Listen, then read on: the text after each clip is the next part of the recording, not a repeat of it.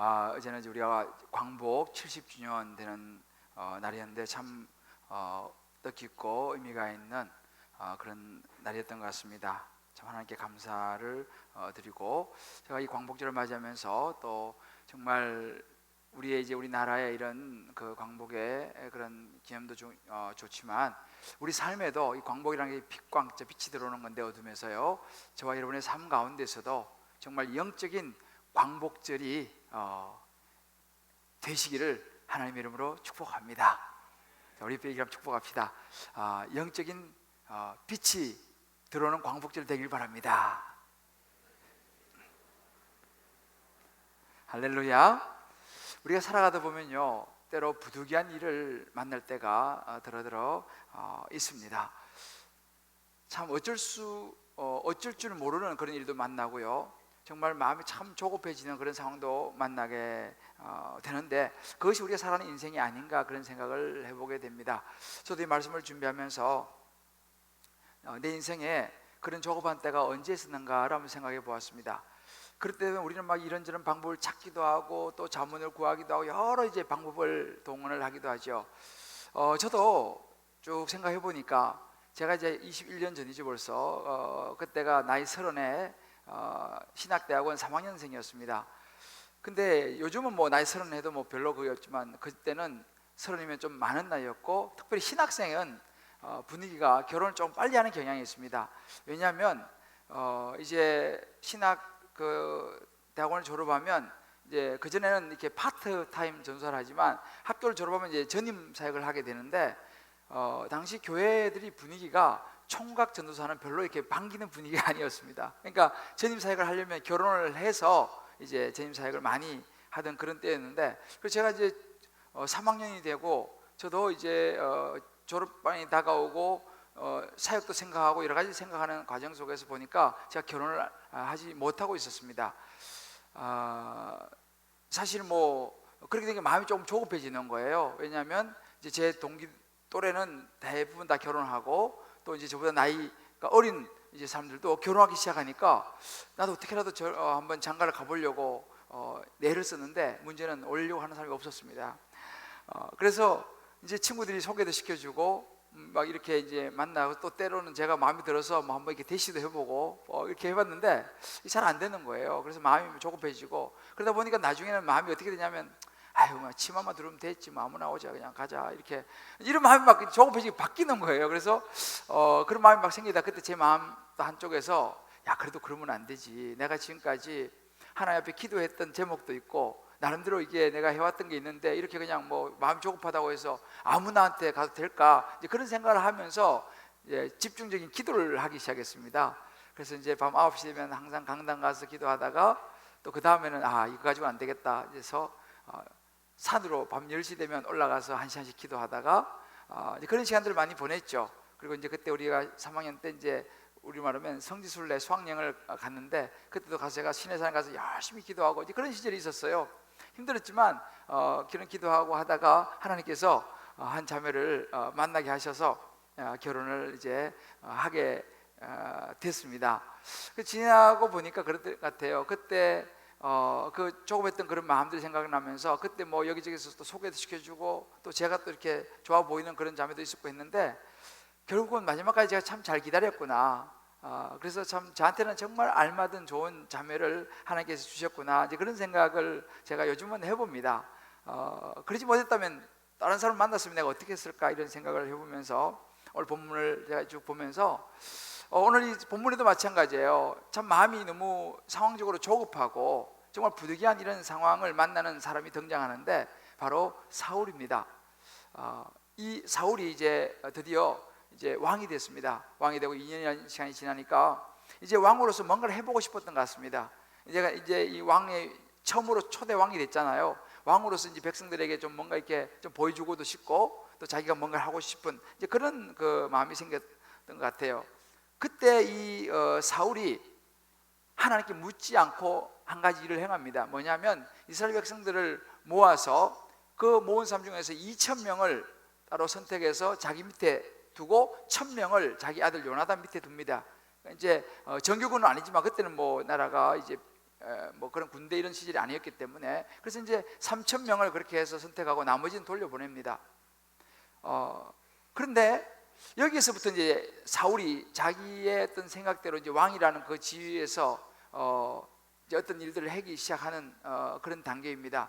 그런데 그때 이 요나단이, 이 아들이 나라에 대한 그런 충성스러운 마음과 또 자기 젊은 혈기에 무슨 일을 벌이냐면, 여러분 기억나시겠지만 블레셋이 엄청난 군대가 쳐들어왔을 때에 미스바에서 회개하고 기도하면서 사무엘과 더불어서 그 블레셋을 무찌르고 나서 다시는 쳐들어오지 않았다라고 이제 하나님 약속해 주죠. 다시는 침범하지 않을 것이다. 근데 사무엘의 시대가 이제 지나고 사울 왕의 시대가 됐잖아요. 그러니까 그때 이제 블레셋은 이제 말하자면 리더가 바뀌었잖아요. 그래서 어떻게 하면 저 이스라엘을 또 다시 한번 침략할까, 이런 생각을 하고 있는 차에 이 요나단이 그 블레셋 군대의 이 수비대를 치는 일을 합니다. 자기 딴에는 잘한다고 했지만 어찌 보면 상당히 철이 없는 행동이었습니다. 그러니까 지금 블레셋은 잔뜩 지금 어떻게 건수가 없냐 그러고 있는데, 마침 울고 싶은 사람 뺨에 때려주듯이 벌집을 건드리는 것처럼 그 수비대를 치는 거예요, 요나단이 가가지고. 그래서 한 몇십 명을 또 죽이게 됩니다. 이 일이 이제 블레셋에 알려지니까 블레셋이 어떻게 되냐면은, 우리 5절을 보면요, 블레셋이 기회는 지금이다 하고 쳐들어오는데 블레셋 사람들이 이스라엘과 싸우려고 모였는데 병거가 3만이에요. 마병 6천이에요. 백성은 해변에 모래같이 많았다 그랬습니다. 이 블레셋이 막강한 군대를 가지고 이제 올라와가지고 이 mik마스라는 곳에 이 이스라엘 이 사울 왕을 대적해서 진을 친 것입니다. 여기는 지금 해봐야 2,000명, 1,000명인데 여기는 병거가 3만이에요. 뭐 이야기 안 되는 거죠. 그런 모습을 보면서 이스라엘 백성들이 어떻게 했습니까? 깜짝 놀란 거죠. 두려웠습니다. 그래서 그 엄청난 군대를 보면서 이스라엘 백성이 흩어지기 시작했어요. 그래서 막 동굴로 도망가고 막 계곡으로 도망가고, 심지어 어떤 사람은 요단강을 건너서 도망가기도 하고, 막 백성들이 막 흩어지는 거예요. 모두 두려워하는 것입니다. 그런 모습을 이 사울이 이제 보게 된 것이죠. 그러면서 이제 상황이 상당히 급박하게 돌아가는 것이죠. 지금 이제 저 엄청난 군대들이 지금에서 쳐내려오면 자기들은 뭐 제대로 된 준비된 군사도 없고, 우리 뒤편에 읽어보면 이 제대로 된 칼 같은 것도 없었어요. 농기구 정도 뭐. 그러니까 이 싸움이 사실 상대가 안 되는 싸움입니다. 이제 그런 상황, 급박한 상황에 이 사울이 무슨 일을 하냐면, 그 당시는 전쟁을 하기 전에 먼저 하나님의 제사를 드리면서 하나님의 은혜를 구하고 또 하나님의 의지하는 도움을 구하는 그런 제사를 드렸습니다. 그러면 또 하나님께서 이제 그 전쟁에 승리하게 해주시는 이제 그런 생각을 하면서 급히 사무엘 선지자에게 아마 연락을 했던 것 같습니다. 이런 상황이니 사무엘 선지자님 빨리 내려오셔서 제사를 좀 드려주십시오. 연락을 했습니다. 그런데 그러면 사무엘 선지자가 빨리 와가지고 제사를 드렸으면 얼마나 좋았겠습니까? 사무엘 선지자가 일주일을 기다리라 라고 이제 기별을 줍니다. 아니 지금 한시가 급한데 일주일을 어떻게 기다리겠어요? 적들은 저렇게 그냥 이 병거만 3만이에요. 마병 6천이에요. 엄청난 군대가 저렇게 지금 당장이라도 쳐내려올 것 같은 이런 그 진을 치고 있는데 일주일을 기다리라니까. 그렇지만 사울이 일주일을 사실은 힘들지만 아주 그냥 피가 마르는 시간 아니겠어요? 일주일을 기다렸어요. 일주일째가 되었습니다. 일주일째가 됐는데 이제 벌써 점심이 지나고 해가 뉘웃뉘웃지는데 하루가 다 가는데 마지막 날인데도 아직까지 사무엘이 도착하지 않는 거예요. 너무너무 마음에 조급했을 것 같습니다. 그래서 이 구절을 보게 되면은 이제 이런 명령을 내립니다. 사울이 번제와 화목제물을 이리 가져와라 하고 그 제물을 가져와서 자기가 제사를 드리고 말았습니다. 그런데 그렇게 막 제사가 딱 드려지고 마치고 나자마자 사무엘 선지자가 도착한 거예요. 조금만 더 기다렸으면 됐는데 하여튼 사무엘 선지자가 끝나고 나니까 도착을 했습니다. 그래서 이제 나가서 사무엘 선지자를 맞이합니다. 이 사무엘 선지자는 자기에게 하나님의 이름을 기름을 부어서 자기를 왕으로 세운 사람 아닙니까? 그러니까 이제 사울이 나서 정중하게 맞이했습니다. 그럴 때 오늘 우리가 11절에 보게 되면 이 사무엘이 왕에게 이야기합니다. 왕이 지금 행하신 것이 무엇입니까? 라고 묻습니다. 왕이 지금 하신 일이 무엇입니까? 그때 사울이 더 금하죠. 말합니다.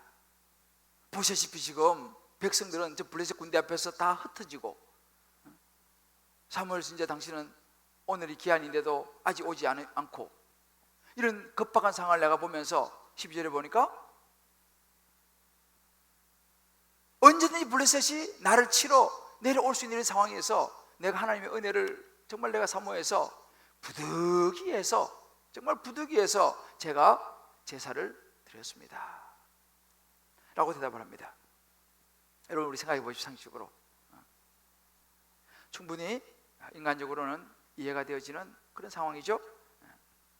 왜냐하면 그 상황을 누구보다 우리가 봐도 정말 이해가 되고 그럴 수 있는 상황 아닙니까? 어찌 보면 사울이 판단을 잘 내린 건지도 모르겠습니다. 저나 여러분이 만약에 그 사울의 입장이었다면 어떻게 했을 것 같습니까? 여러분, 어떻게 했을 것 같아요? 아마 내가 사울이었으면 어떨까 생각해 보니까, 저는 제가 사실은 이렇게 좀 급하고 성격이 급하고 그런지 몰랐어요. 근데 사람들이 저보고 이렇게 목사님 좀 급하십니다 이렇게 얘기를 해요. 그래서 제가 처음에는 저는 안 급한데요 이렇게 하다가 가만히 보니까 급한 것 같아요. 그래서 요즘은 물어보면 제가 좀 급합니다 이렇게 이야기합니다. 근데 저도 이게 좀 급하기 때문에 저는 일주일을 기다릴 수 있었을까 이런 생각이 들어요. 3일 정도 기다렸으면 많이 기다리지 않았을까 이런 생각을 해보면서, 이 사울이 일주일을 기다린 건 굉장히 사실은 오래 기다린 것 같습니다. 참 이 부득이한 상황에서 말이죠, 나라는 살려야 되겠고 전쟁이 언제쯤 쳐들어올지 모르는데, 그러면 충분히 우리가 이해할 수 있는 상황이고 또 그것이 지금 옳게 보이는 판단같이 보이는데, 빨리 하나님한테 도움을 구해야 되니까 뭐가 문제입니까? 오늘 13절 보게 되면 사무엘이 그런 이야기를 합니다. 왕의 하나님 여호와께서 왕에게 내리신 명령을 지키지 아니하였도다 그랬습니다. 하나님이 정해놓으신 명령을 왕이 지금 지키지 않았습니다. 만약에 왕이 그 명령을 지켰다면 하나님께서 이 이스라엘 위에 왕과 왕의 나라를 영원히 세웠을 것입니다. 그리고 14절 한 번 더 이야기합니다. 이제는 왕의 나라가 길게 가지 못할 것 같습니다. 여호와께서 왕에게 명령하신 바를 왕이 지키지 아니하였기 때문입니다. 두 번이나 동일하게 이야기를 하고 있습니다. 정말 부득이한 상황이었습니다. 그죠? 어쩔 수 없는 긴박한 상황이었습니다. 바람 앞에 등불 같은 상황이었습니다. 그런데 아무리 부득이한 상황 속에서 지은 죄라 할지라도, 그 상황 속에 어쩔 수 없다 할지라도 죄는 죄라는 것을 사울은 알아야 했습니다. 사무엘이 그것을 지적한 것입니다. 어떤 환경 속에서도 하나님의 법을, 하나님의 명령을 어기는 것은 죄라는 것이죠. 그것으로 인해서 참 사울이 지금까지는 참 좋은 인생을 살아왔는데, 이제 왕이 되고 이제 뭔가 자기의 힘을 쓰기 시작하면서부터 이런 잘못을, 이런 죄를 범하고 말았습니다. 이때부터 다시 사울의 인생은 내리막길을 걷기 시작하는 것을 우리가 볼 수 있어요. 참 우리가 인생을 가만히 보면요, 내가 지금 뭔가 좀 됐다 싶을 때, 내가 이제 좀 뭔가 좀 해볼 만하다 싶을 때, 이때 참 조심해야 되는 거죠. 사울도 바로 그런 상황 속에서 이제는 하나님께 묻지 아니하고 자기 생각을 따라서 이제 이런 일을 벌이게 됩니다. 그리고 그의 인생이 이제 서서히 이제 하나님의 왕으로서 인정도 받지 못하면서 이제 쇠락해 가면서 그 인생이 그렇게 슬픈 인생으로 끝이 나고 마는 것입니다. 저는 이 말씀을 묵상하면서 분명히 저와 여러분에게 주시는 하나님의 음성이 있다고 믿습니다. 우리도 살아가면서 이런저런 참 부득이한 상황이 생길 수 있거든요. 피치 못한 상황이 있습니다. 그 상황에 누구라도 그랬을 거야 라고 말할 그런 상황이 우리 인생에서 나타날 수 있습니다. 그럴 때 우리는 어떤 원칙을 가지고 행동해야 할 것인가, 어떻게 될 것인가. 사울과 같은 그런 실패를 하나님으로부터 정말 버림받는 이런 모습을 우리가 따르지 않기 위해서 오늘 이 말씀을 통해서 저와 여러분에게 주시는 성령의 음성을 듣게 되기를 주의 이름으로 축복합니다. 부득이한 일을 만날 때에 우리가 생각하는 첫 번째는 뭐냐면, 상황보다는 하나님 말씀에 순종해야 한다는 것입니다. 이 사울의 상황은 말씀드린 것처럼 부득이한 상황이었습니다. 어쩔 수 없습니다. 조급한 상황이었습니다. 그런데 그 상황보다 더 중요한 것은 뭐냐? 하나님의 말씀에 순종하는 것이었다라는 것입니다. 여러분, 제사 드리는 거 좋은 의도였죠. 왜냐하면 제사라는 그 자체는 하나님을 의지하는 것입니다. 하나님의 은혜를 구하는 것입니다. 그리고 이 제사 지내는 것도 마찬가지로 사울이 자기 개인적 욕심으로 한 것도 아닌 것처럼 보입니다. 자기 백성을 살리고 전쟁에서 이기고 그런 마음으로 아마 이 제사를 드린 것 같이 우리가 생각되어 집니다. 그럼 무엇이 문제입니까?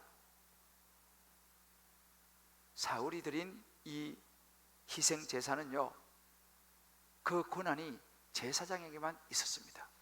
아무리 왕이라 할지라도 왕은 그 제사를 드릴 수 있는 자격이 없었습니다. 하나님이 그 자격을 주지 않았습니다. 다시 말하면 사울은 그런 긴박한 상황 속에서라도 하나님의 법과 질서를 지켰어야 했습니다. 그 하나님의 법과 질서를 뛰어넘어 버린 거죠. 월권행위를 해버린 것입니다. 제사장 사무엘을 기다려야 했습니다. 제사를 드리지 않으면 전쟁에서 부득이 질 수밖에 없는 긴박한 상황이라고 했지만 사울이 내린 것은 인간적인 판단이었습니다. 결국 이 제사는 사울에게 있어서 또 하나의 법궤가 되고 말았습니다. 우리 이제 몇 주 전에 말씀을 나누었죠. 이스라엘 백성들이 블레셋이 쳐들어올 때 이스라엘 장로들이 어떻게 했습니까? 빨리 법궤를 가져와라. 법궤만 있으면 우리가 이긴다 하고 불이 나게 법궤를 가져와서 법궤 가지고 블레셋과 싸움에 나갔을 때 어떻게 했습니까? 3만 명이 넘는 엄청난 사람이 죽고 법궤마저도 빼앗기는 그런 일을 보았죠. 그때 제가 여러분 우리 말씀 나눴죠. 법궤를 들고도 무너지는 인생. 법궤만 있으면 된다. 이게 하나님의 법궤니까 라고 법궤를 들고 나가봐야 하나님은 함께 하지 않았다는 것입니다. 그때 형식적인 그런 진정한 하나님을 생각하는 것이 아니라 그 법궤, 눈에 보이는 법궤를 가지고 나가서 인생이 무너지고 말았죠. 그 교훈을 그들은 이미 과거에 받았습니다만 어찌 보면 지금 이 사울이 똑같은 우를 범하고 있는 것입니다. 사울이 이 제사라는 법궤를 내밀었던 것이죠. 일단은 제사만 드리면 된다는 거죠. 그것이 사울의 착각이었습니다. 그 제사를 통해서도 무너질 수 있다는 사실. 우리도 마찬가지입니다. 우리도 신앙생활 하면서 이 예배라는 것, 이 예배라는 자체 참 좋잖아요. 그러나 이 예배도 사실 어찌 보면 법궤가 될 수 있습니다. 우리가 예수 믿으면서 신앙생활 하면서 주일날 한 번 나와서 예배 드리는 거 참 귀한 일이죠. 1시간 나와서 예배 드리는 게 귀한 일입니다. 그러나 만약에 우리가 정말 이 예배 가운데 나와서 마음으로 준비하고 하나님을 향하여 내 마음을 드리고 온전한 마음으로 하나님께 예배를 드린다면 이 예배는 너무너무나 귀하고 축복된 것이지만 행여라도 그저 내 인생에 주일날 교회 가서 예배 안 드리면 뭔가 좀 찜찜하고 뭔가 좀 하나님 벌 받을 것 같고 그런 마음 때문에 그냥 때우기 식으로 여기서 그런 분이 없겠습니다만 행여라도 때우기 식으로 그래도 주일날 한번 이랬던 저랬던 늦게 가서 일찍 오든지 하여튼 내가 주일날 예배당에 가서 한번 앉아있다 왔다 그것만 가지고 마치 내가 내 신앙생활의 모든 걸 다 하는 것처럼 생각하는 사람에게는 이 예배는 법궤가 될 수 있다는 사실이에요. 사실은 이 예배라는 것은 이 지금 제사라는 것 이것은 중심이 너무너무 중요합니다. 그래서 삶 속에서 우리가 예배를 드리고 주일도 우리가 정말로 이제 정성을 다해서 미리 준비하는 마음으로 와서 하나님 앞에 기도하고 찬양하고 마지막까지도 하나님의 축복 기도를 받으면서 또 한 주를 시작하는 이런 정성된 예배 이것이 능력 있는 것이고 이런 예배를 하나님 받으시고 축복하고 인도하시는 것이지 그저 형식적이고 때우는 식의 예배는 하나의 법궤가 될 수 있다는 것을 우리는 생각해야 됩니다. 물론 이제 신앙생활의 정도에 따라서 조금씩 차이는 있을 수 있겠죠. 이제 막 신앙생활 시작하신 분들은 그런 부분을 잘 모르겠지만 어느 정도 신앙생활을 했다 그러면 우리가 이런 부분에 대해서 분명히 알 필요가 있습니다. 사울이 그랬습니다. 사울에게는 그 제사는 법궤가 되고 말았습니다. 더 중요한 것이 있다는 것을 놓쳤죠. 뭐예요? 바로 그것이 순종입니다. 그는 하나님 말씀에 순종하지 않았습니다. 이 부분에 대해서 이 케일 델리치라고 하는 이 유명한 학자는요 이렇게 이 사울의 이런 모습을 해석을 합니다.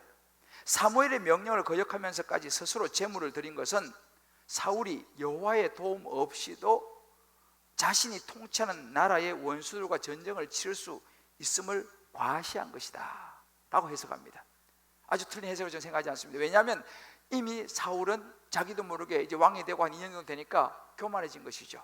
자기 힘으로 뭔가를 할 수 있을 것 같은, 꼭 뭐 제사장이 와서 뭐 제사를 드려야 돼, 내가 왕 아니냐, 내가 제사 드리고 내가 저들과 싸워서 내가 힘이 있으니까 그 이전에 내가 한번 싸워서 이겨왔는데 하는 그 교만이 그에게 있었다라고 해석하는 것입니다. 결정적으로 이 사울은요, 사실은 이제 왕이 되면서 어느 정도 이게 위치를 잡으니까 하나님께 묻는 모습을 볼 수 없어요. 아까 말씀드렸죠, 백성을 모아가지고 군대를 뽑는데도 하나님께 묻지 않았습니다. 그냥 자기 임의대로 한 것이죠. 오늘도 이런 상황이 닥치면 하나님께 부르짖어 기도해야 됩니다. 그러나 그는 기도하지 않습니다. 기도하기보다는 지금 현재 이 상황을 본 거죠. 야, 이 상황을 어떻게 극복할 것이냐, 너무 조급한 이 마음이죠. 그러니까 그 상황에 빠져서 그가 놓친 것이 뭐예요? 하나님이 정해놓으신 질서를 넘어버린 거예요. 월권행위가 되어버린 것이죠. 불순종이었습니다. 상황을 이해하지 못하는 것은 아닙니다. 우리는 이해되지 않습니까? 충분히 그런 상황을. 그러나 그런 상황에서도 하나님의 법을 지켜야 했다는 사실이죠.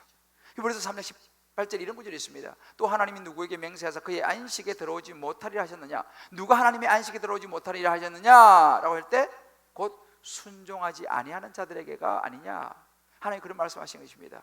하나님의 안식에 들어오지 못할 자 누구냐? 하나님의 말씀에 순종하지 않는 자다 라고 이야기하는 것입니다.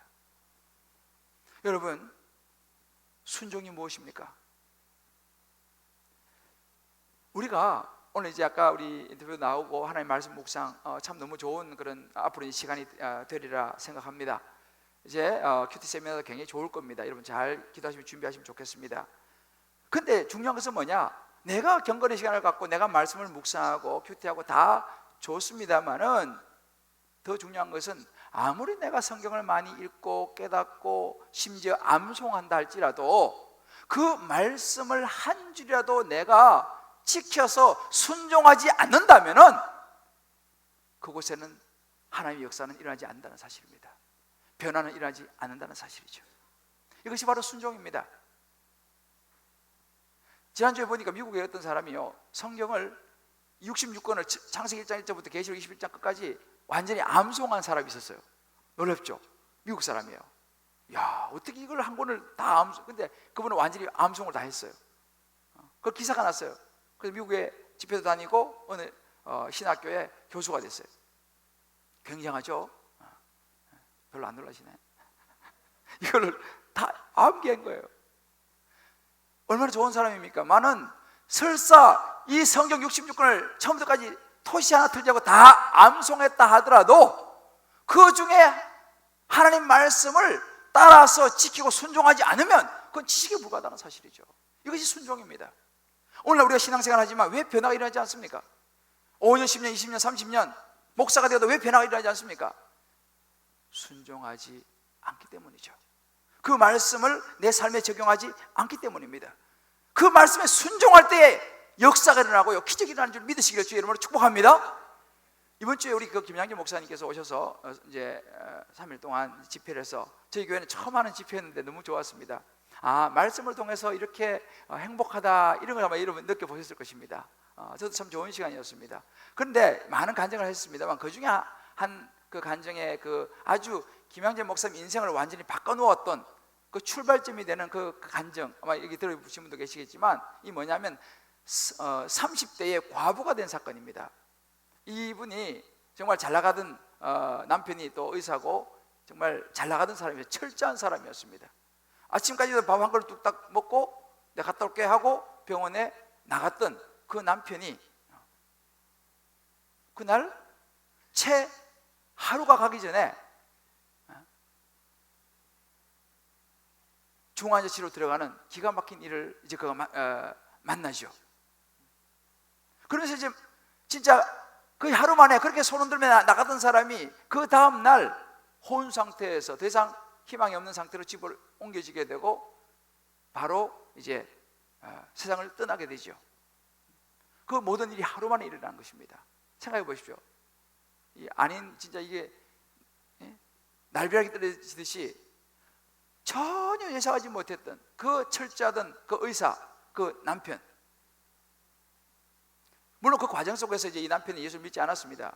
이 남편은 장로 아들로 태어나서 45년 동안 살았지만 교회도 제대로 나가지 않고 심지어 자기 부인 성경책 찢어버리고 던져버리기도 하고 교회 못 가게 하고 뭐 가정 핍박을 당한 그런 사실은 남편이었습니다.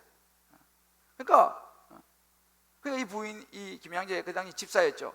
그 집사님이 남편 고려서 기도했는데 아무튼 그 과정 속에서 이 남편이 마지막에 예수를 영접하게 돼요.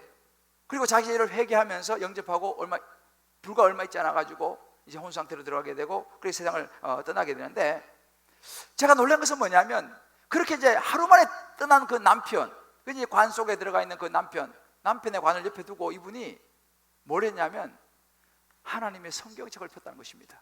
늘 큐티를 하고 있었기 때문에 그날도 마침 하루 동안 중화제에 왔다 갔다 하고 정신이 없으니까 말씀 못 받잖아요. 그래서 남편 관을 옆에 두고 그 옆에서 그날 묵상할 부분을 묵상을 하고 읽었다는 사실이에요. 참 놀라운 일이죠. 보통 사람 같았으면요, 여러분 생각해 보세요. 30대 과부가 되고 애 지금 아직 둘 다 어린데 나는 어떻게 살라고? 그것도 시집 가가지고 정말 너무너무 13년 동안 바깥 출입도 제대로 못해서 세상 물정도 모르고 진짜 망연자실해서 내가 어떻게 해야 될까? 보통 사람은 들어 누워가지고 그냥 정말 중리사니 얼마든지 할 수 있는 그런 충분한 그런 상황입니다. 기가 막힌 상황 아니에요, 그 하루 만에. 그런데 그 집사님이 책을 폈다는 것입니다. 그리고 그 성경책에 나오는 말씀을 묵상하면서 하나님 말씀을 붙잡은 거예요. 그것이 믿음이에요. 그리고 그 말씀 붙잡고 일어났습니다. 이게 영의 생각이죠. 그때 읽었던 자기가 그날 읽었던 말씀 본문을 쭉 이야기해 줬습니다. 그것이 바로 에스겔서 말씀이었는데, 에스겔서 18장 28절에 보면 그가 스스로 헤아리고 그 행한 모든 죄악에서 돌이켜 떠났으니 반드시 살고 죽지 아니하리라. 자기 남편이죠. 자기 남편은 지금까지 살았지만 예수를 믿지 않았습니다. 장로 아들이었어요. 그러니까 모태신앙이었지 않겠습니까? 그럼 예수를 안 믿었습니다. 의사로서 또 해서 안 되는 그런 일도 하면서 죄책감이 많았다 그래요. 그러면서 그가 남편이 스스로 헤아리고 행한 모든 죄악, 남편이 죄를 많이 졌다는 거죠. 자기가 이제 예수님을 마지막 순간 영접하면서 자기가 죄인이라는 걸 인정하고 자기 죄를 회개했습니다. 그래서 이 부인이 기가 막힌 그 상황 앞에서 하루 만에 일어난 그 남편의 시신 옆에서 이 부분을 읽으면서 행한 모든 죄악에서 돌이켜 떠났으니 뭐예요? 남편이 마지막 순간이지만 구원을 받았잖아요. 예수님 영접하고 회개하고 반드시 살고 죽지 아니하리라. 우리 남편이 지금까지 이래 살았지 부끄러운 구원이지만 예수 믿고 구원받았구나, 이 천국 갔구나, 이것을 확신하게 된 거예요. 이 구절을 읽으면서 그 관 옆에서. 그리고 쭉 읽어 내려가다가 그의 32절 말씀을 보면서 주 여호와의 말씀이니라 죽을 자가 죽는 것도 내가 기뻐하지 아니하노니 너는 스스로 돌이키고 살지어다. 죽는 사람도 내가 참 그렇지만은 중요한 것은 너는 스스로 돌이켜서 이제는 너가 살아야 된다. 남편은 이제 천국 받고 너가 해야 될 사명은 다 했다. 그러니 이제는 너가 남은 삶을 영혼 구원을 위해서 살아야 한다. 돌이키고 열심히 살아라. 이 말씀도 읽으면서 이 말씀도 받은 거예요. 이걸 붙잡은 거예요. 기가 막힌 상황 속에서의 그 30대 과부가 된 어린 애 2명을 데리고 있는 이 과부 여자 집사가 이 말씀을 붙잡고 어떻게 했냐? 검은 상복을 입고 기가 막힌 일을 만난 사람을 위로하러 오는 사람들에게 오히려 복음을 전하기 시작했다는 거예요. 그러니까 그 목사님 말로는 하루 만에 자기를 추스린 거예요. 하루 만에. 어떻게? 하나님 말씀 붙잡고 남편은 천국 갔다는 걸 확신하고 이제 내가 앞으로 하나님 말씀을 붙잡고 이 복음을 전하며 살아가야겠다라고 그 기가 막힌 상황 속에서 하루 만에 자신을 추스린 거 하나님의 말씀이었다고 간증했습니다. 이것이 능력입니다. 이 말씀이 그런 거 있구나가 아니고 이 말씀을 나한테 받아들여서 내가 그 말씀을 따라서 순종한 것, 이것이 그의 사역의 시작이었습니다. 그때부터 많은 사람을 위로하기 시작했습니다. 30대 젊은 과부가 그런 간증을 했죠. 60대가 와가지고 남편 돌아가셨다고 너무 슬퍼하는데 자기는 자기한테 와가지고 막 그러길래 저는 30대 과부 됐습니다.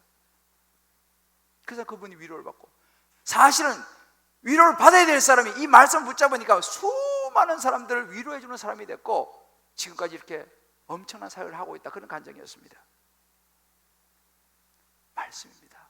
하나님 말씀을 순종하는 거예요. 일어서라 그러면 일어나는 거죠.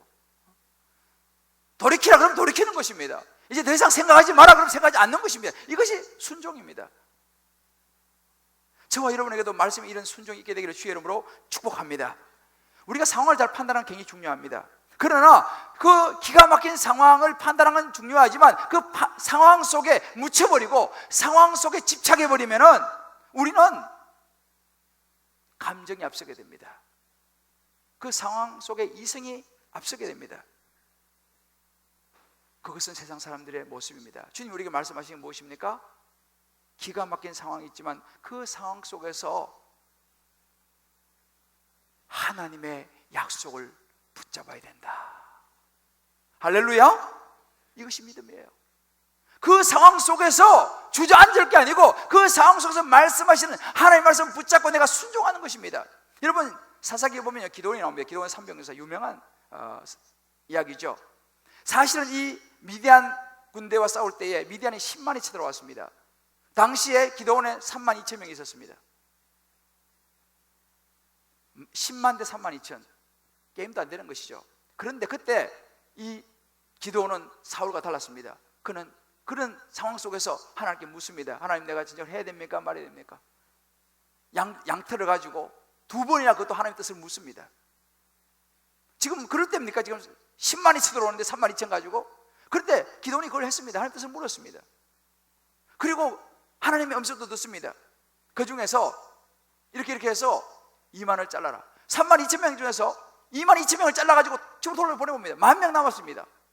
10,000명도 마찬가지예요. 그러면 거기서 겨울에 가서 물 먹는 걸 봐라. 그래서 무릎을 꿇고 물을 먹으면 그 사람은 집어 돌려보내라. 왜요? 그 당시에는 우상 숭배를 많이 했기 때문에 물을 먹을 때 자기도 모르게 무릎을 꿇으면 이 사람은 우상 숭배한 사람인 거예요. 그래서 다 잘라내고 마지막에 300명 남겼어요. 300명. 이런 말이 됩니까 이게 지금?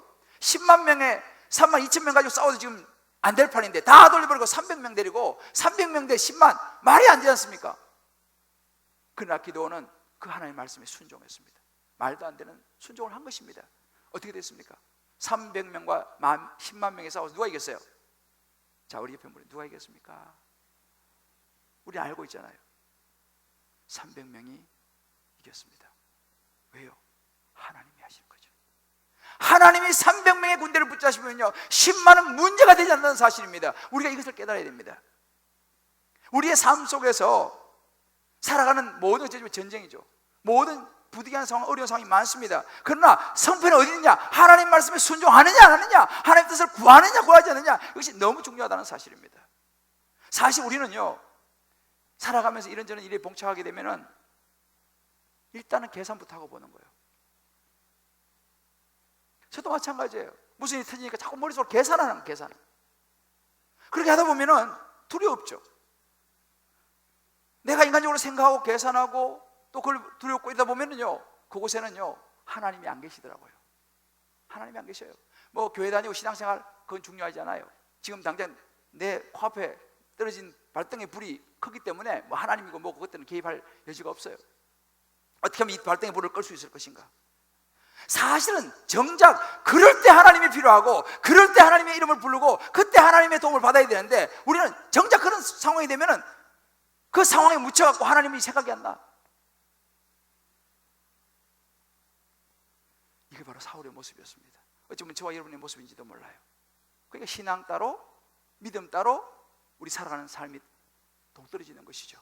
하나님이 개입할 타이밍을 주지 않기 때문에. 사울이 바로 그런 삶이었습니다.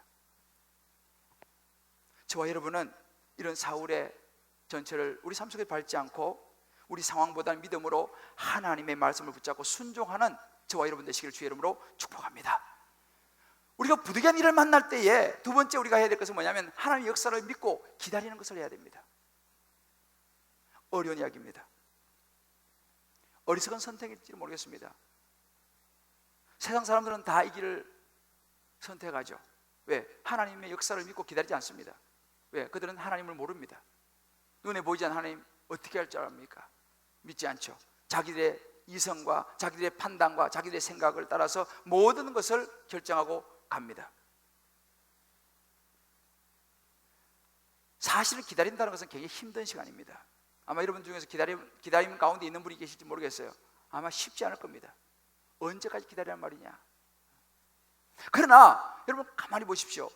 오늘 성경 우리에게 말해주고 있는 것은 믿음의 선택이라는 것은요 하나님, 보이지 않는 하나님을 믿는 게 믿음입니다. 할렐루야. 보이지 않는 하나님을 믿는 것이 이것이 바로 믿음이고, 그 하나님을 믿기 때문에 내가 기다림을 선택하는 것, 이것이 믿음이에요. 사울은 지금 여기 실패한 것입니다. 하나님 보이지 않잖아요. 내가 빨리 제사를 드려가지고 뭔가를 하나님을 끌어당겨야 하잖아요. 조금만 더 기다렸다면 그는 하나님의 역사를 볼 수 있었을 것입니다. 근데 그걸 조금을 기다리지 못했어요. 그것이 뭐 10분 후에 도착했는지 30분, 1시간 후에 도착했는지 모르겠습니다만 제사가 끝나자마자 바로 도착한 40이었습니다. 조금만 더 기다렸어야 되는데 그는 하나님의 역사를 기다리지 못했어요.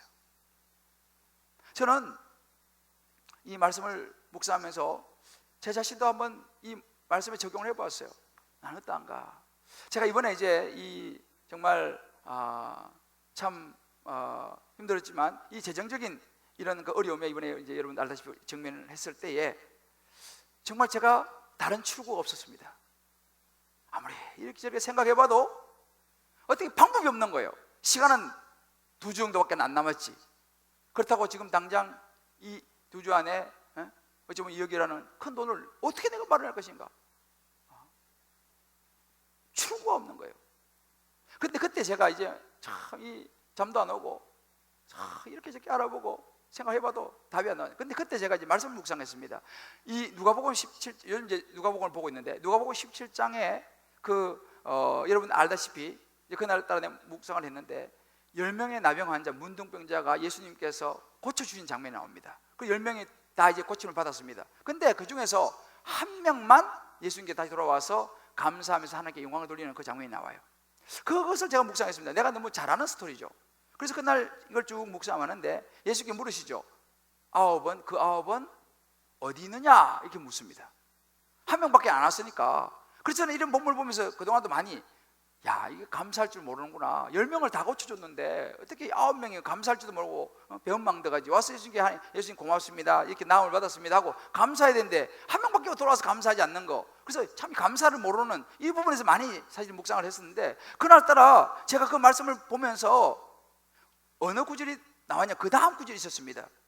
그 18, 19절에 보게 되면 그 9은 어디 있느냐, 이 이방인 외에는 하나님께 영광을 돌리러 돌아온 자가 없느냐라고 예수님이 물으시면서 이렇게 말합니다. 그에게 이르시되 일어나 가라, 내 믿음이 너를 구원하였느니라, 이렇게 말씀하시는 거예요. 그날따라 이 내 믿음이 너를 구원하였느니라 이 말씀이 들어오더라고요. 그러고 보면은 예수님께서 지금 관심이 뭐냐면 10명 고치는 것도 중요하지만 그것보다는 구원받는 믿음에 대해서 구원받는 그 사람에 관심이 있었다는 것입니다. 예수님은 10명 고쳐줬으면 10명이 다 와서 감사하고 하나님께 영광 돌리면서 믿음으로 구원받기를 원하셨는데 정작 온 사람은 한 명밖에 없었다는 것입니다. 그럼 여러분, 병은 10명이 다 고침을 받았습니다. 몇 명 구원받았습니까? 몇 명 구원받았습니까? 한 명밖에 구원받지 못한 거예요. 예수님은 이 구원에 대해서 관심이 있는 거예요. 병도 병이지만, 그러니까 9명은 병 고침 받았죠, 똑같이. 그런데 병 고침 받아가 좋아서 그냥 잘 살았지 않겠습니까? 그걸로 그들에게 생명이 주어지지 않았습니다. 그러나 그 중에 한 명은 똑같이 고침 받았지만 주님 앞에 나와서 그 믿음을 가지고 예수를 만나고 구원을 받았습니다. 제가 이 말씀이 그날따라 정말 제 마음에 다가오는 거예요. 그래서 제가 거기다가 그때 제게 깨달음이 뭐냐면, 재정의 문제를 해결하는 이것보다 더 중요한 것은 영혼 구원을 위한 사역이다 라는 마음을 제가 딱 주셨어요. 그래서 제가 거기다 적었습니다. 재정 문제 해결보다 더 중요한 것은 영혼 구원을 위한 사역이다. 제가 그걸 딱 적었어요. 그러고 나니까 하나님께서 제게 어떤 마음을 주시면, 너가 지금 재정 문제도 중요하지만 이거는 사실은 돈 문제보다 더 중요한 것은 영혼의 문제다. 너가 영혼 구원의 모든 사역에 초점을 딱 맞추고 오래를 해봐라. 중요한 것은 영혼 구원 아니냐? 그러면 이 문제는 해결된다. 그런 마음을 제게 주셨어요. 그러면서 제가 그 말씀 묵상하면서 순간적으로 스쳐 지나가는 것이 뭐냐면, 이 문제를 제가 해결해 보려고 혼자서 그냥 끙끙 앓다가 부끄럽게 은행 찾아가가지고 뭐 마이너스 대출이 되니까 물어보고 또 안 된다 태자마자 돌아오고 이렇게 또 고민하면서 또 밤에 잠을 못 자면서 했던 이것이 주말때는 스쳐 지나가면서 제가 깨닫게 된 게 뭐냐면, 내가 지금 초점을 잘못 맞추고 있구나. 내가 지금 초점을 이 돈에 맞추고 있구나. 내가 어떻게라도 이걸 해결해 보려고 내가 지금 이렇게 초점을 맞추고 있었구나. 정작 내가 초점을 맞춰야 될 것은 뭐냐? 하나님께 부르짖으며 영혼 구원 사역을 위해서 내가 부르짖어야 되는데. 그러면서 다시 한번 제가 하나님의 말씀을 붙잡고 회개하면서 하나님의 개입하심을 간구하기 시작했습니다. 그리고 이제 그 주에 제가 기도에서 내려와가지고 금요기도에 왔는데, 금요기도에 앞에 찬양을 하잖아요. 찬양하는데 그날따라 우리 찬양팀이 찬양을 부르는 가사가 정말 내 마음에 와닿았어요. 그래서 아마 눈물이 나더라고요. 그러면서 딱 드는 생각이, 지금 이제 바닥이다. 바닥이다. 더 이상 내려갈 데가 없다. 그런데 그때 하나님께서 그날 또 제가 묵상한 것이 뭐냐면 누가복음 17장 33절이었어요. 무릇 자기 목숨을 보존하고자 하는 자는 잃을 것이요 잃는 자는 살리리라. 이 말씀이 그날 제가 묵상했는데 그 말씀이 떠오르는 거예요. 아, 그래, 살고자 하면 죽을 것이고 죽고자 하면 살 것이다.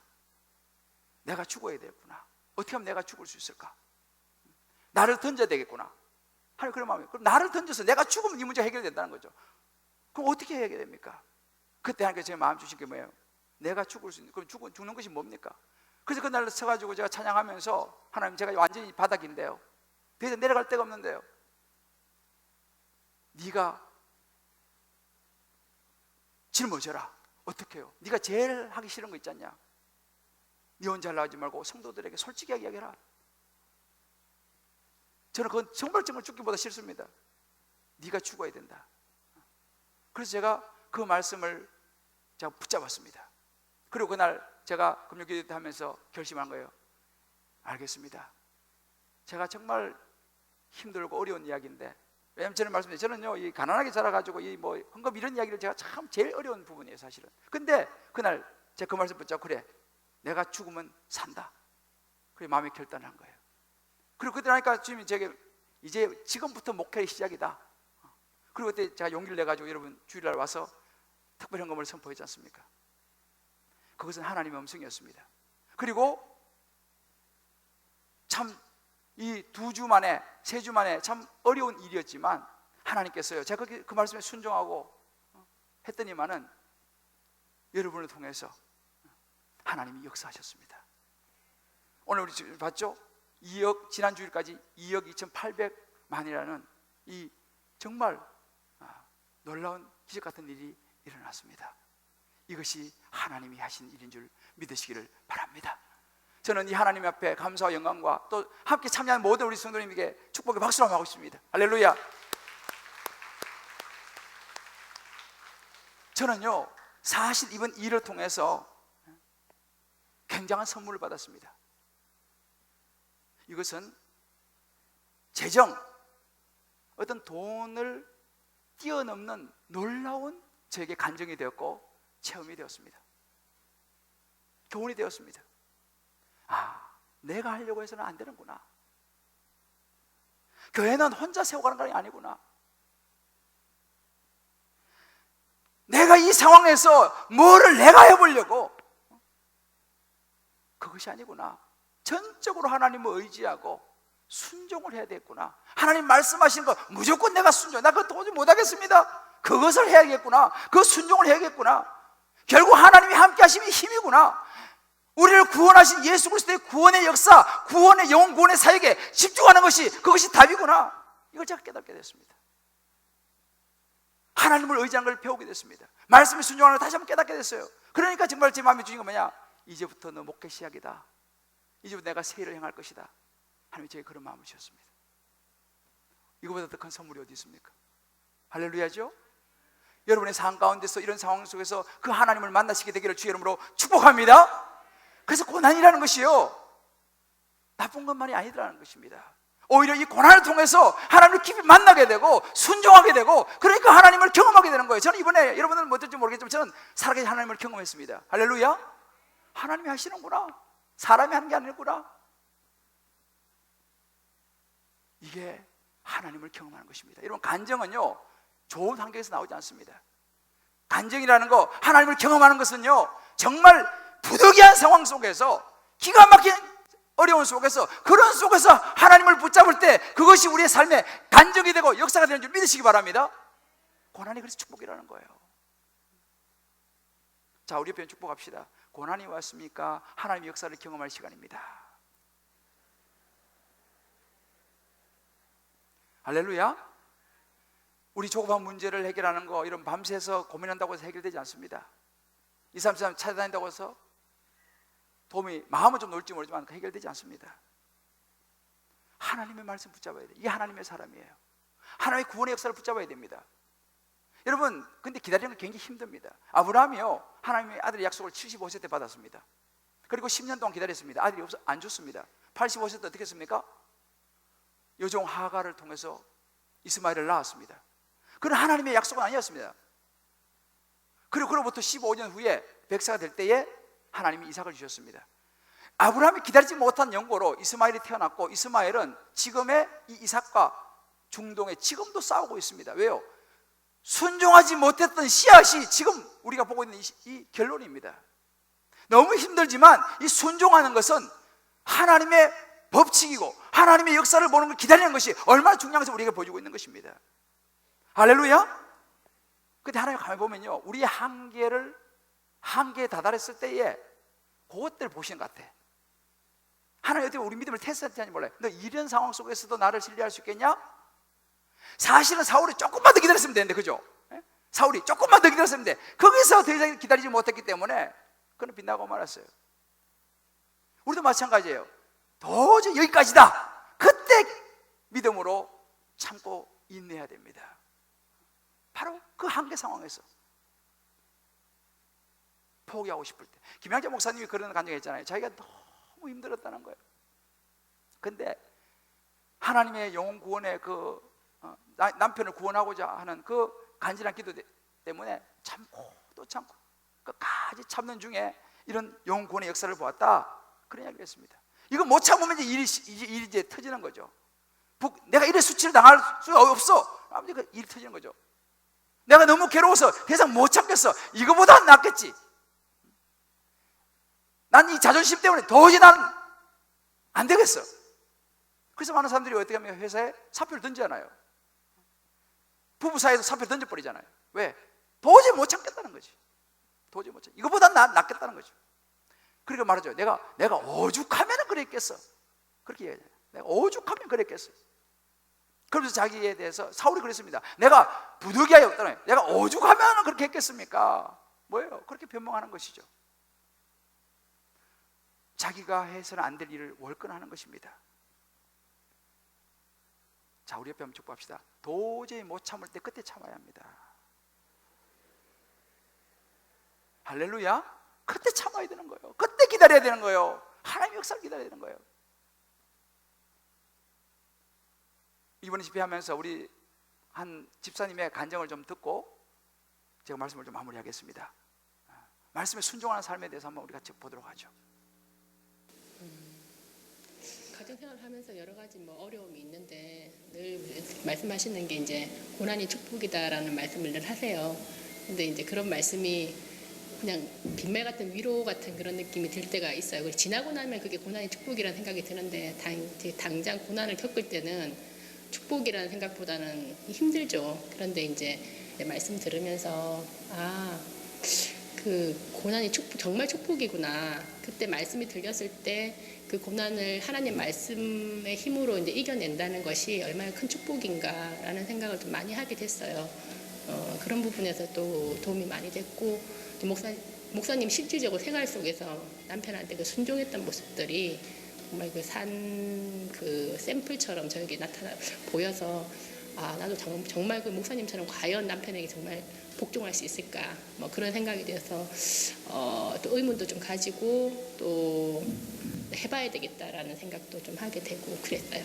또 제가 저희 집안에 제가 믿음이 1세대인데 믿음을 이제 시작하다 보니까 우리 집안에 어떤 신앙의 목표도 있고 제 나름대로 목표도 있고 해서 그거를 지키며 이루어 가려고 그러다 보니까 많은 고난이 있다고 저는 생각이 들었거든요. 내가 지고 있는 십자가는 그분에 비해서는 이제 시작하는 단계니까 다시 내가 기꺼이 져야 되는 십자가가 아닌가. 주님 보시기에는 이걸 했을 때 내가 지고 갔을 때 또 다른 나한테 어떤 사명이 주어지고 분명히 축복을 바라볼 수 있겠구나 하는 그런 생각을 했습니다. 일단은 큐티를 해야 되겠구나라는 생각을 했었고요. 방법적인 부분은 아직 구체적으로 생각을 못했는데 이 큐티를 통해서 이렇게 하나님이 매일 나에게 공급해 주시는 말씀이 있다는 사실이 알고는 있었지만은 목사님이 실질적으로 생활을 통해 가지고 이렇게 그 간증을 하시니까 나도 매일매일 간증을 하고 싶다. 그런 생각이, 그런 소망이 생겼어요. 그래서 우리가 이제 다락방 모임에서도 그렇고 이제 순장 역할을 할 때 좀 부담이 많이 생겼었거든요. 그런 부분에서 근데 이제 그냥 고난만 얘기하는 것이 아니라 내가 고난을 말씀으로 이긴 그런 간증이 좀 늘 우리 다락에 그리고 내 삶에 계속 있었으면 좋겠다는 소망이 생겨서 빨리 이제 큐티를 해야 되겠다는 생각을 좀 했어요. 좀 무거운 얘기지만 십자가를 지고 가는 지금 낙연의 인생이라고 봤을 때요. 교회나 저희 개인 간에도 좀 십자가를 지고 가야 되는 그런 상황인데 이 십자가만 보면 사실 힘들지 않습니까? 저 개인적으로도 십자가 봤을 때는 굉장히 힘든다는 생각을 많이 하는데 십자가 보면 힘들지만 십자가 뒤에는 구원의 소망이 있지 않습니까? 이 교회도 그렇고 지금 이 과정을 통해서 이 집회를 통해서 또 교회도 새로운 구원의 희망을 가질 수 있을 것 같고요. 저 인생과 신앙에서도 또 어떤 새로운 구원의 소망이 생기고요. 소망을 바라보면서 또 십자가를 뒤에 뛰어넘을 수 있지 않을까 그런 생각을 했습니다. 이 부부의 모습을 보면서 저는 참 너무 기뻤습니다. 이분들이 우리 교회 와서 예수 믿은 분들이거든요. 우리 여기서 이제 세례도 받은 분이에요. 그래서 이제 순장도 되셨는데 이 십자가의 은혜들을 이제 깊이 있게 깨닫고 무엇보다 순종에 대한 결단들을 보면서 참 제가 너무 감사했습니다. 근데 하나님의 구원의 역사를 소망으로 바라보지 않고는 오늘의 우리 힘든 상황을 이겨낼 수가 없어요. 천국에 대한 소망이 분명하지 않고는요 순종이 안 됩니다. 그러나 순종이 안 되면 우리는 사실은 진정한 제자라고 말할 수 없어요. 지식은 순종이 아닙니다. 우리가 착각하면 안 돼요. 지식은 순종이 아닙니다. 순종은 내가 움직이는 거예요. 사랑하는 성도 여러분, 아마 저와 여러분도 모르지만 각자가 이런저런 상황들을 만날 것입니다. 부득이한 상황도 만날 것이고 조급한 상황, 정말 이 바람 앞에 등불 같은 그런 상황도 있을 것이고, 여러분 집안의 자녀에 대해서나 아니면 또 부부 사이에나 부모 자식 간에나 또 뭐 직장이나 회사나 여러 또 건강에 대한 부분들, 모든 부분에 있어서 여러분들 정말 힘들고 어려운 도저히 안 되겠다라고 하는 그런 상황을 만나고 계신 분이 있을지 모르겠습니다. 그때 우리가 해야 될 일이 무엇입니까? 상황보다는 하나님의 말씀을 붙잡고 순종하는 저와 여러분 되시기를 주의 이름으로 축복합니다. 그리고 참고 하나님의 구원의 역사를, 하나님의 때를, 힘들지만 한계가 오지만 그때도 참아낼 수 있는, 그래서 하나님의 개입하심과 하나님의 때를 경험하는 저와 여러분 되시기를 주의 이름으로 축복합니다. 그러기 위해서는 하나님의 말씀이 들려야 됩니다. 하나님 말씀이 들리기 위해서는 우리의 모든 시선을 주님께 맞춰야 돼요. 내 눈을 하나님께 맞춰야 돼요. 그래야지 하나님 말씀이 들리기 시작합니다. 할렐루야. 우리 한번 이 시간 제가 같이 한번 부르면서 같이 한번 기도했으면 좋겠습니다. 모든 시선을 주님께 드립시다. 모든 시선을 주님께 드리고 살아계신 하나님을 느낄 때 내 삶은 주의 역사가 되고 하나님이 일하기 시작하네. 내게로부터 눈을 들어 살아봅시다. 내게로부터 눈을 들어 하나님을 보기 시작할 때 주의 일을 보게 돼. 내 작은 마음 돌이키사 내 작은 마음 돌이키사 하늘에 누게 하네. 주님을 볼 때 모든 시선을 주님께 드리고 살아계신 하나님을 느낄 때 내 삶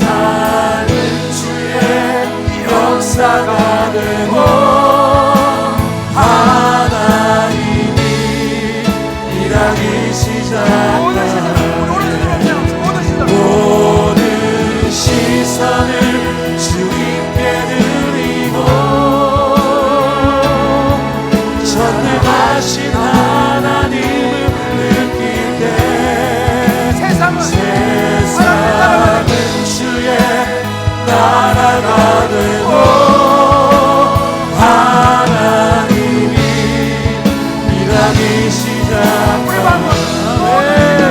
모든 시선을 주님께 드리고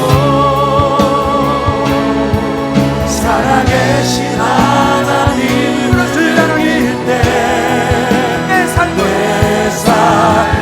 주의 역사가 되고 하나님이 일하기 시작하네. 우리 한번 이 시간 눈을 감고 기도합시다. 여러분 어떤 상황에 있습니까? 어떤 원칙이 여러분을 붙잡고 있습니까? 우리는 사울의 길을 걸어서는 안 됩니다. 아무리 상황이 그렇다 하더라도 하나님의 룰을 질서를 어겨서는 안 됩니다. 말씀에 순종해야 됩니다. 그리고 우리 한번 기도합시다. 하나님, 제가 하나님의 역사의 때를 기다릴 수 있는 인내의 힘을 주시옵소서. 주의 구원을 볼 수 있도록 주여 제가 참아 기다릴 수 있도록 도와주옵소서. 보이지 않는 하나님을 볼 수 있는 믿음을 주옵소서. 말씀에 흔들리지 않고 서게 도와주옵소서. 우리 한번 온 마음을 다해서 주의 이름 부르며 우리 한번 기도하며 나가겠습니다. 주여 살아계신 하나님 아버지, 나의 삶 가운데 너무나도 많은 것들이 나의 마음을 조급하게 만들고 너무나도 많은 것들이 나의 마음을 두렵게 만듭니다. 하나님, 그것들이 나를 잡아 끌어 하나님 말씀에서 벗어나게 하며 나를 하여금 하나님 말씀이 아닌 하나님 세상의 그런 기준들을 쫓아 하나님 말씀 안에서 행동하지 못하게끔 나를 잡아 끌고 있습니다. 살아계신 하나님 아버지, 나의 마음 가운데 두려움이 떠나게 하여 주옵소서. 나를 조급하게 만드는 모든 것들을 이겨낼 수 있는 믿음을 허락하여 주기를 원합니다. 하나님, 인내하게 하여 주시옵소서. 주님이 말씀하실 때까지, 주님이 일하실 때까지, 주님이 나에게 찾아오실 때까지 내가 기다릴 수 있는 나의 믿음을 허락하여 주기를 원합니다.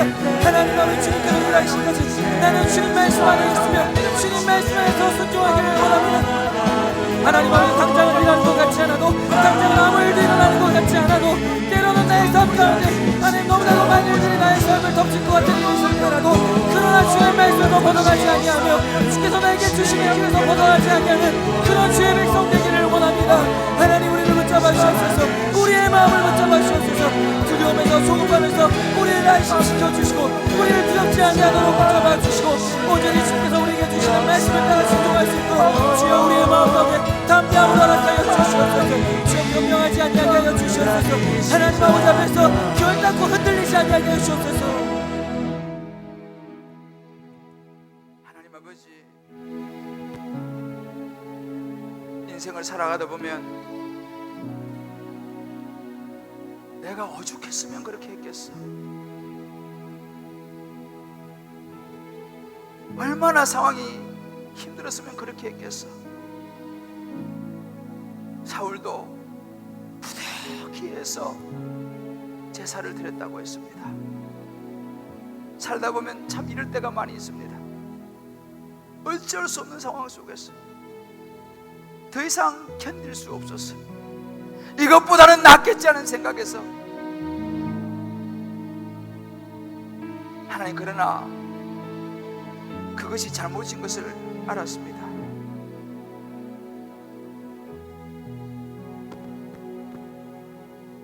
하나님의 말씀을 붙잡고 순종해야 되는데 우리는 날마다 상황을 보면서 넘어지고 하나님을 잊어버린 것을 고백하지 아니할 수 없습니다. 주의 이름을 부르면서도 막상 상황이 닥치면 하나님은 생각이 나지 않습니다. 하나님 말씀도 생각이 나지 않습니다. 주여, 우리를 불쌍히 여겨 주시옵소서.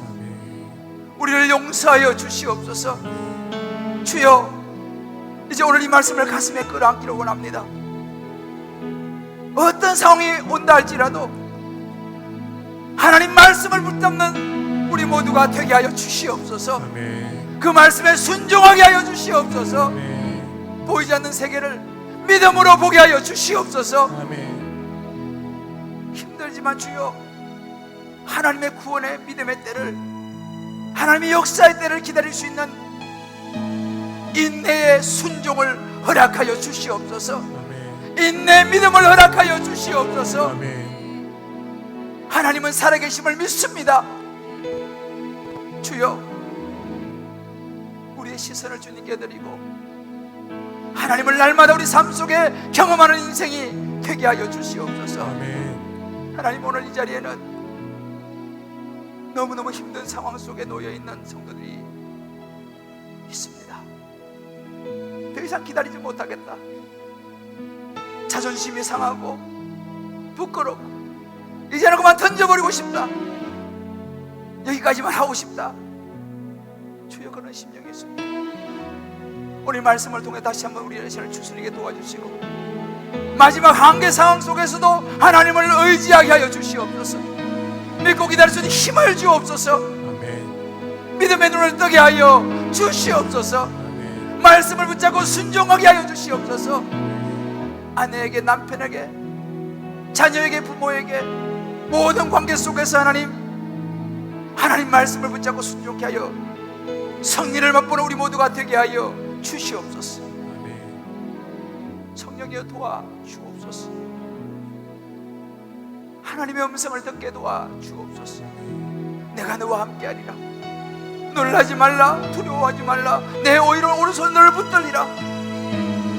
너는 내 사랑하는 아들이라. 너는 내 사랑하는 딸이라. 주여, 그 음성을 다시 붙잡게 주여 도와주옵소서. 아멘. 주의 이름을 찬양합니다.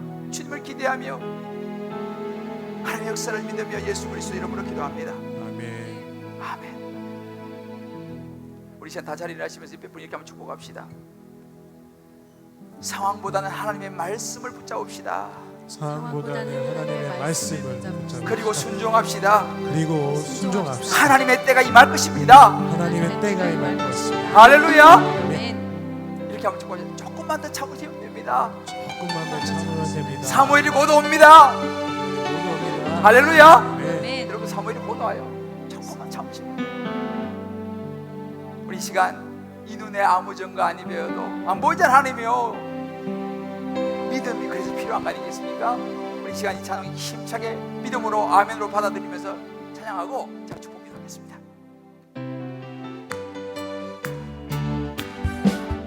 눈에 아무 증거 아니 배워도 믿음만을 가지고서 늘 걸으면 할렐루야. 귀에 아무 소리 아니 들려도 하나님의 약속 위에 서리라. 아멘. 걸어가세 믿음 위에 서서 나가세 의심 버리고 걸어가세 믿음 위에 서서 누가 위에 아무 증거 없어도 눈에 보기에는 어쩌하는지 이미 얻은 증거대로 늘 믿으며 맘에 의심 없이 살아갈 때에 우리 소원 주 안에서 이루리라. 걸어가세 믿음 위에 서서 나가세 의심 버리고 걸어가세 믿음 위에 서서 누가 위에 아무 증거 없어도 주님의 거룩함을 두고 있으라. 주 하나님 아버지는 참 믿으라. 귀한 모든 자에게 놓지 못할 물수리니 아멘. 걸어가세 믿음 위에 서서 나가세 의심 버리고 걸어가세 믿음 위에 서서 누가 위에 아무 증거 없어도 걸어가세 믿음 위에 서서 나가세 의심 버리고 걸어가세 믿음 위에 서서 나기에 아무 증거 없어도.